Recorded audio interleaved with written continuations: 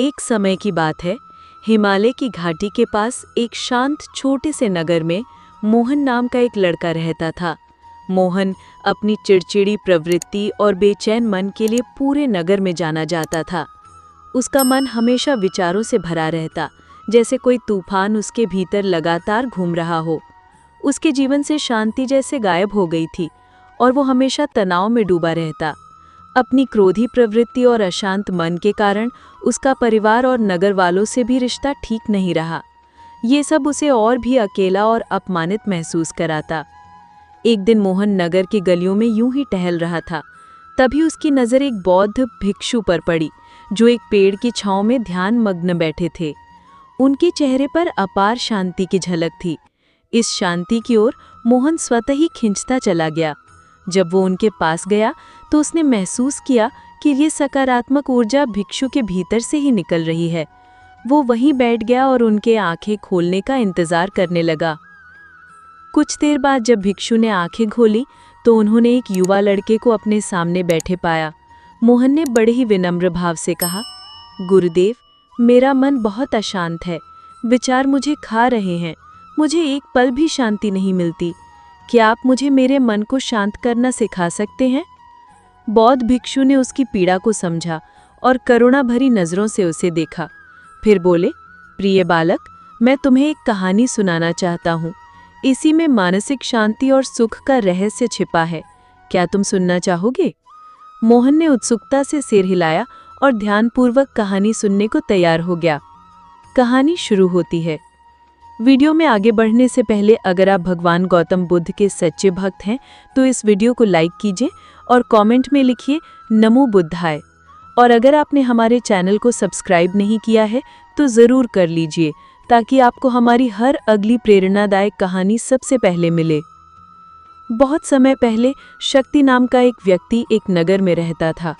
वो बहुत महत्वाकांक्षी था और हर कार्य में लोगों की तारीफ चाहता था।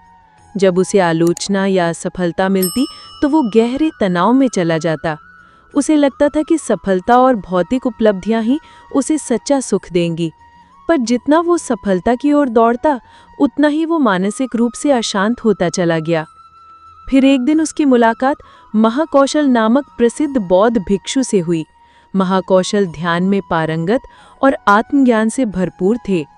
शक्ति ने उनसे अपने बेचैन मन को शांत करने का उपाय पूछा। उसने कहा, मैं सफलता के पीछे भागता हूँ, परंतु फिर भी मुझे सुकून नहीं मिलता। महाकौशल ने मुस्कुराकर कहा, तुम्हारा मन एक बेकाबू नदी की तरह है जो रुकती नहीं।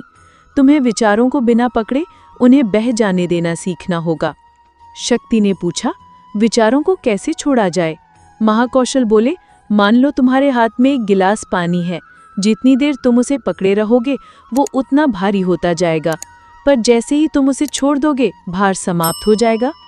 मोहन ने कहानी ध्यान से सुनी और सीखा कि अपने विचारों और इच्छाओं से चिपके रहना ही भीतर के तूफान को जन्म देता है। शक्ति ने ध्यान अभ्यास शुरू किया। वो विचारों को आते जाते देखने लगा, बिना कोई निर्णय लिए। धीरे धीरे उसका मन शांत झील की तरह हो गया। महाकौशल की शिक्षाओं से शक्ति ने सिखाया, वर्तमान में रहना ही भीतर की शांति का एकमात्र उपाय है। और वो शांति का प्रतीक बन गया, जिससे लोग सलाह लेने आने लगे। भिक्षु ने कहा, यदि तुम भी मोहन अपने मन की बेचैनी को शांत करना चाहते हो तो आत्म जागरूकता से शुरुआत करो। हर दिन थोड़ा समय निकालो और अपने विचारों को बिना किसी निर्णय के देखो। वो आते हैं और चले जाते हैं, जैसे आसमान में बादल। मोहन ने आंखें बंद की और ध्यान से अपने विचारों को देखना शुरू किया। उसे एहसास हुआ कि उसके भीतर चिंताओं की एक धारा बह रही थी, परंतु वो इस धारा से अलग भी था और ये बात उसे अंदर से शांति दे रही थी। फिर मोहन ने पूछा, अगर विचार बहुत गहरे और शक्तिशाली हों तो? भिक्षु बोले, ऐसे समय में अपनी सांसों पर ध्यान दो। जब मन बेकाबू हो जाए तो अपनी श्वास को महसूस करो। मोहन ने श्वासों पर ध्यान केंद्रित किया, धीरे धीरे भीतर बाहर। इस साधारण अभ्यास से उसे गहरी शांति का अनुभव हुआ।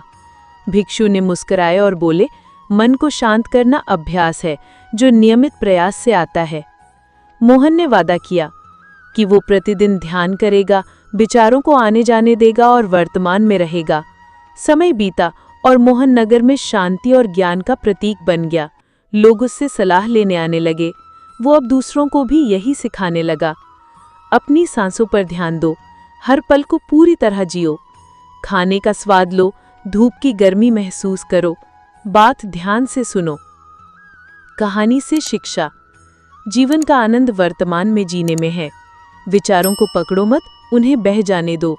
सांसों की शक्ति को पहचानो और आत्म जागरूक बनो।